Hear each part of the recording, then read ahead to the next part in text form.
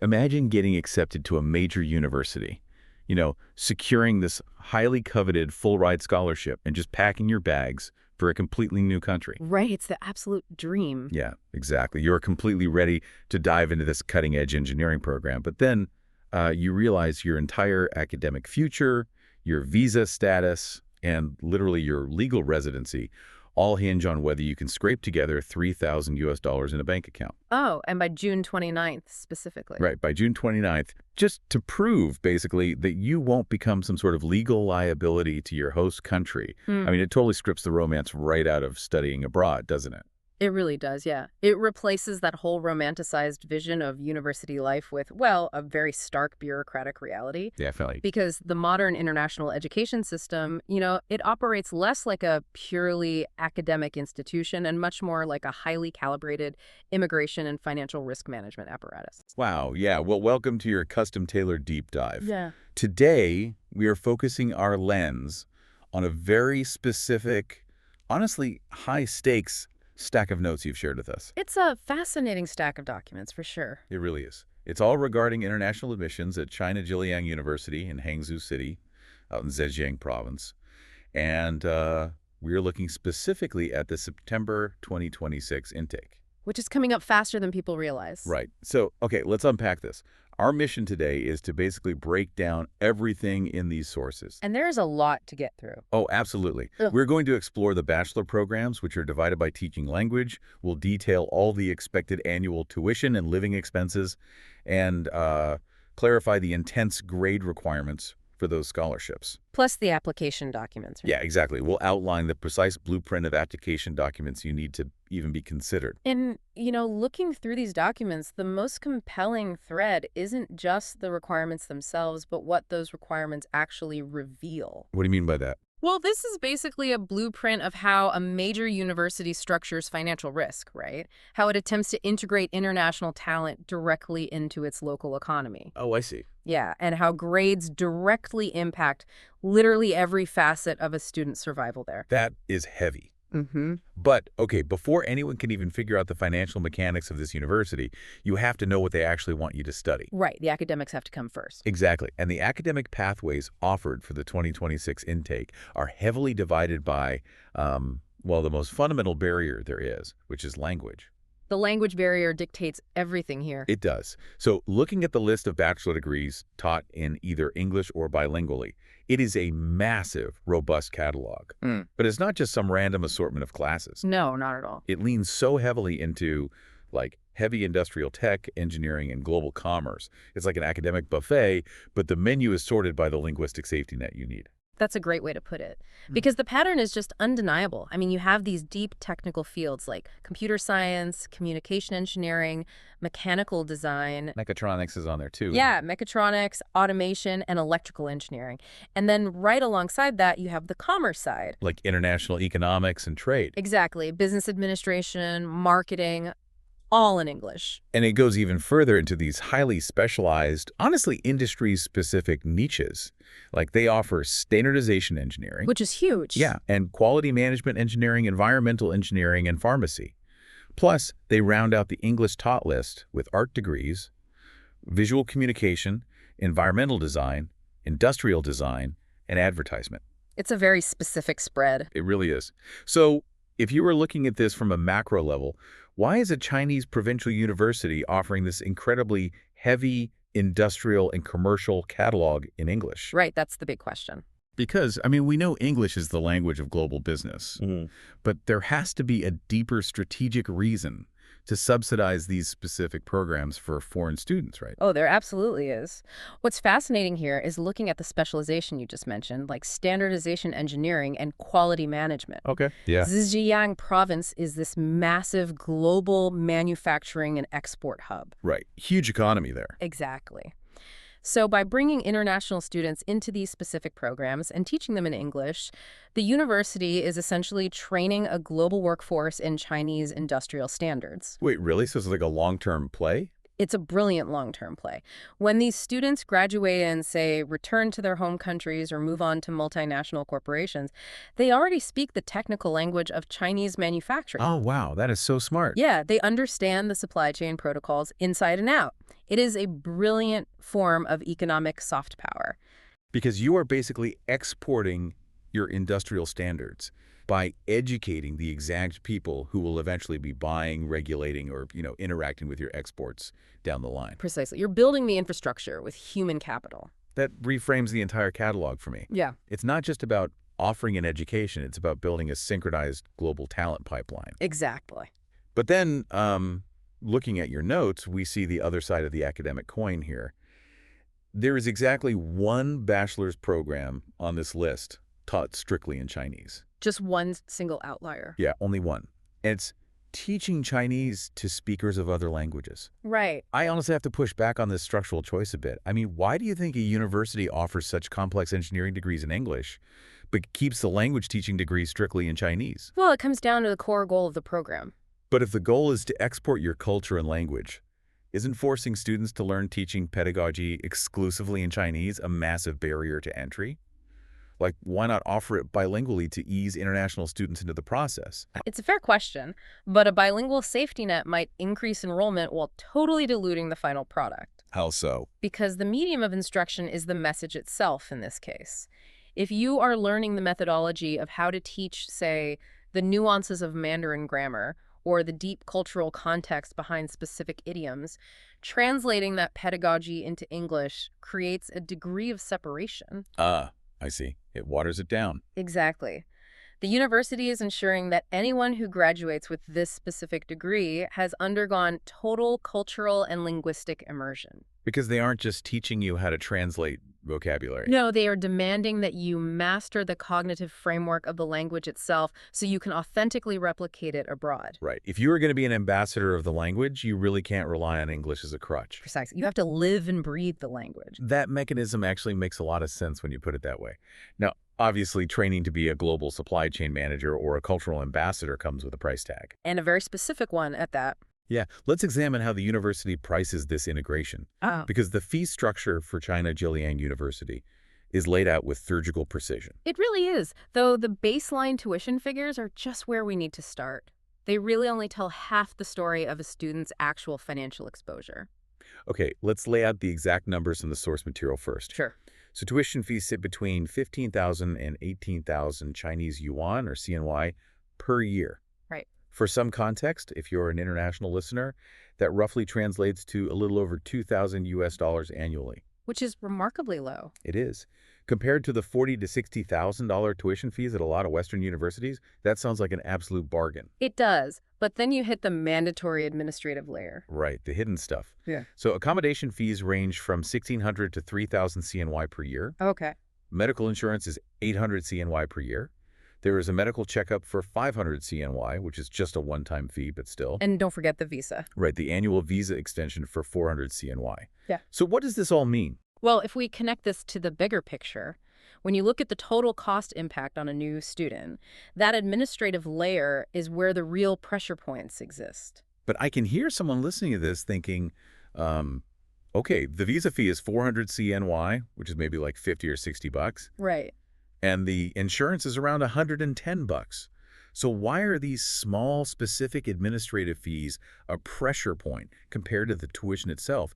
How do they actually affect a new student's day-to-day financial reality? It's all because of the vulnerability of the demographic paying them. What do you mean? Well, many international students rely heavily on funding from their home countries. Right, transferring money over. Yeah.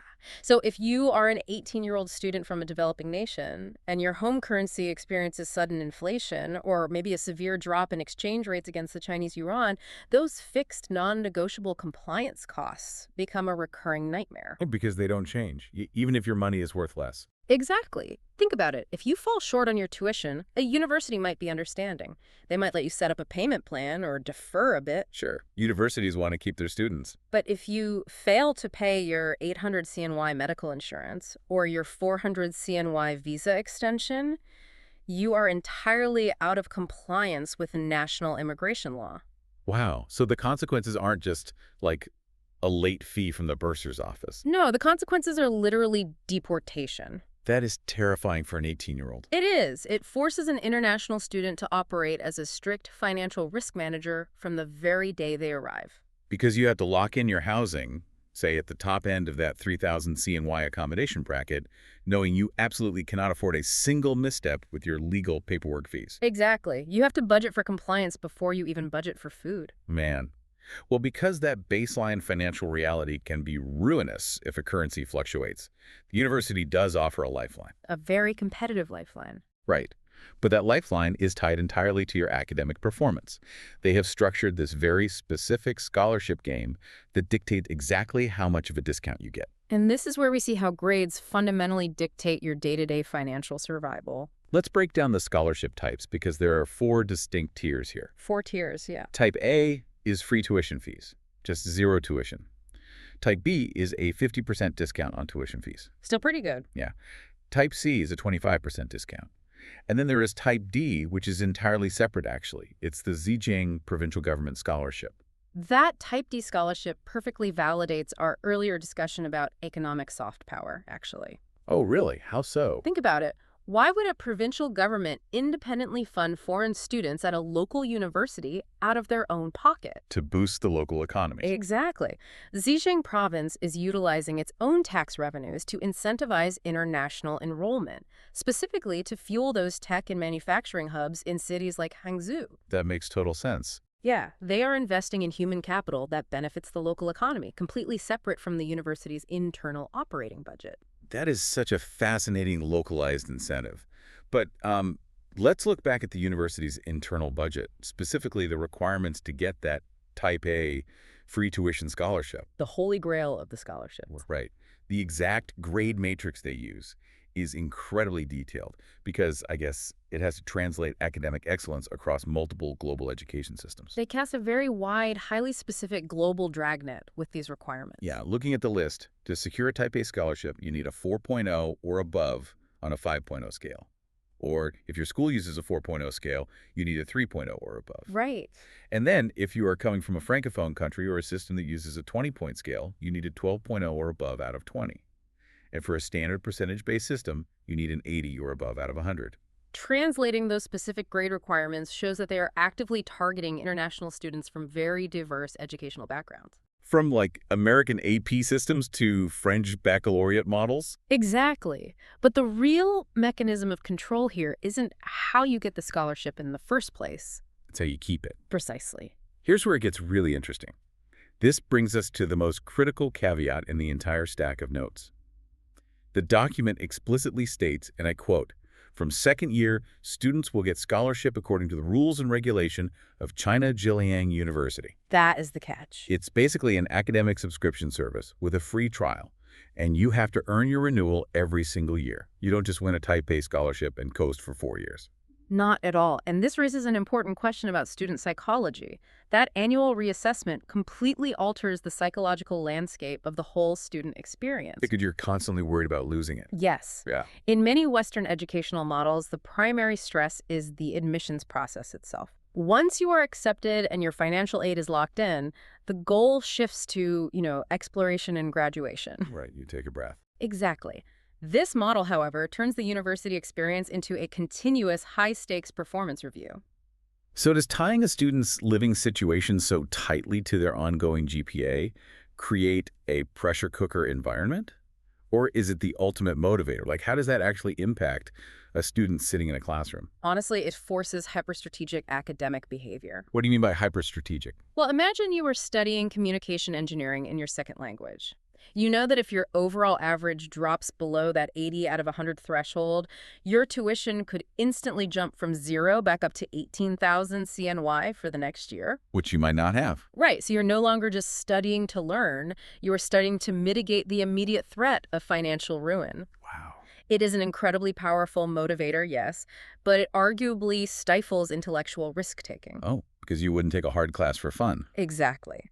A student is highly unlikely to take a challenging, out-of-major elective simply out of curiosity if a B-minuses could cost them their tuition waiver. You are literally renting your financial security with your ongoing GPA. Wow. And if you have a bad semester, you could be priced out of your own degree. It ensures the university only retains top-tier, highly motivated talent while strictly limiting their own financial exposure. Yeah. If the student's performance dips, the financial burden immediately shifts back onto the student. Precisely. It's a brilliant risk management strategy for the school. Man. Well, to even get the chance to step onto that academic treadmill and fight for the Type A scholarship in year one, you have to survive the initial bureaucratic wall. The application process itself. Right. Let's look at the exact application blueprint for the September 2026 intake. The required documents aren't just an academic resume.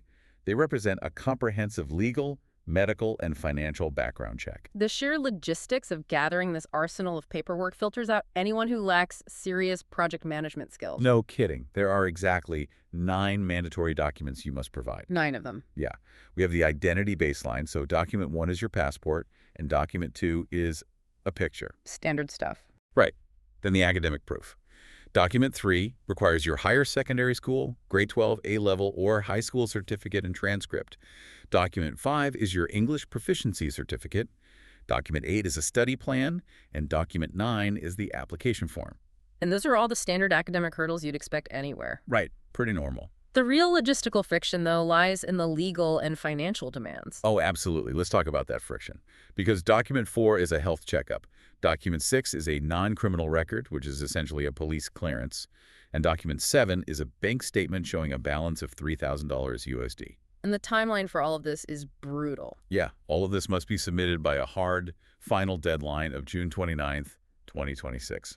That timeline is not a suggestion either. If you are targeting a June 29th deadline, you absolutely cannot start this process in late May. Because of the police clearance? Yes. Securing an official police clearance from local municipal governments or national databases in a student's home country can easily take months of just navigating bureaucracy. Oh, I bet. Add in a certified international health check, and you are looking at a quarter of a year just coordinating paperwork before you even hit submit. It's a part-time job just applying. Truly. But I want to focus intently on document 7, the $3,000 bank statement. Ah, We yes. touched on this in the introduction, but I really want to push back on the logic here. Go for it. A student is applying for a Type A scholarship because they presumably cannot afford the 18,000 CNY tuition, right? Usually, yes. So why would a university demand that a student seeking financial relief prove they have a massive sum of liquid capital sitting in a bank account? I mean, isn't a $3,000 bank statement a massive barrier to entry for the exact students who desperately need the Type A full tuition scholarship the most? Asking low-income students to prove wealth seems incredibly paradoxical. On the surface, it feels deeply contradictory, I agree. But if you look at the underlying mechanics of international border control, the bank statement isn't about paying the university's tuition at all. It's not. What is it for then? It's a liability security deposit for the host nation. Walk us through that mechanism. Why does the host nation care if the university is willing to waive the tuition? Well, think back to the administrative cost impact we discussed earlier. The insurance and visa fees. Exactly. Even if China Jiliang University grants a Type A scholarship and waives the full 18,000 CNY tuition, the student still has to physically survive in Hangzhou. Right. They need a place to sleep. Yes. They still owe up to 3,000 CNY for accommodation. They owe 800 CNY for insurance, 400 CNY for their visa, plus they have to buy food, textbooks, and eventually a flight home. That adds up fast. It does. The university might subsidize the education, but the immigration authorities need absolute certainty that the student won't fall destitute trying to cover basic living expenses. Because a destitute international student becomes a crisis for the local government. Exactly. If a student runs out of money for food or cannot afford their medical insurance or that visa extension, they become a legal and humanitarian liability. And they might resort to working under the table. Which is a huge issue. They might resort to illegal employment to survive, which violates the strict terms of their student visa. I get it now. So by demanding a $3,000 bank statement up front, the authorities are basically verifying that the student has a sufficient financial buffer to survive their first year in compliance with the law. Regardless of their scholarship status. Exactly. It is the cold, hard math where higher education intersects directly with national immigration policy. So even if the university gives you a free pass on the academics, the government still requires a cover charge just to let you into the country. That's a perfect way to summarize it. That is a sobering reality check for anyone dreaming of studying abroad. It really brings everything we've analyzed today full circle. It's a complex ecosystem, and it demands a lot of maturity from prospective applicants. You can't just be smart. You have to be organized and solvent. Definitely. Well, let's summarize the journey we just mapped out for the September 2026 intake. We covered a lot of ground. We really did. Yeah. We looked at how a Chinese provincial university leverages English-taught degrees in heavy STEM fields like mechatronics and standardization to essentially integrate international talent into their global supply chains. The economic soft power. Right. Then we broke down the financial reality, comparing the 15,000 to 18,000 CNY tuition against those hidden recurring administrative fees that can easily become a crisis if a student's home currency falters. The compliance costs. Exactly. We also examined the intense GPA treadmill required to maintain a Type A scholarship after that intense Year 2 reassessment. The academic subscription model. Yes, earning your renewal. And finally, we navigated the bureaucratic gauntlet of gathering police clearances and $3,000 security deposits before that hard June 29th deadline. Which, when you look at all of those interconnected systems together, applying to this university is essentially a preliminary test of a student's ability to handle the rigors of the global workforce. That is so true. The project management, the financial foresight, the adherence to strict legal compliance, These are the exact skills required in the industries these students are applying to study in the first place. That is a profound way to look at it. The application process itself is basically the first semester of the degree. It really is. Well, before we sign off, I want to leave you with one final thought to mull over, building directly on the documents we just analyzed. Okay. We talked about the 9 required pieces of paperwork. Yeah. And sitting right there in the list as document 8 is the study plan. Right, the study plan. Think about what a study plan traditionally represents in a Western context. It's usually an aspirational outline of your intellectual goals and your academic passions. A dream board, basically. Exactly, a dream board for your mind. Yeah. But place that document in the context of everything we've just explored today. In a university system where dropping below an 80 out of 100 on an exam could trigger an immediate, devastating tuition bill in Year 2, does a study plan become something else entirely? That's a great question. Does it shift from being a dream board of your education into a strict, binding survival contract with yourself? If you were sitting down to write your study plan for September 2026 right now, knowing the sheer financial and legal stakes involved, how much of that document would be driven by pure intellectual passion, and how much of it would be a calculated strategy for survival? It definitely changes the tone of the essay. It totally does. Well, thank you for joining us on this deep dive. Keep exploring, keep analyzing the systems around you, and we'll see you next time you want to look past the surface.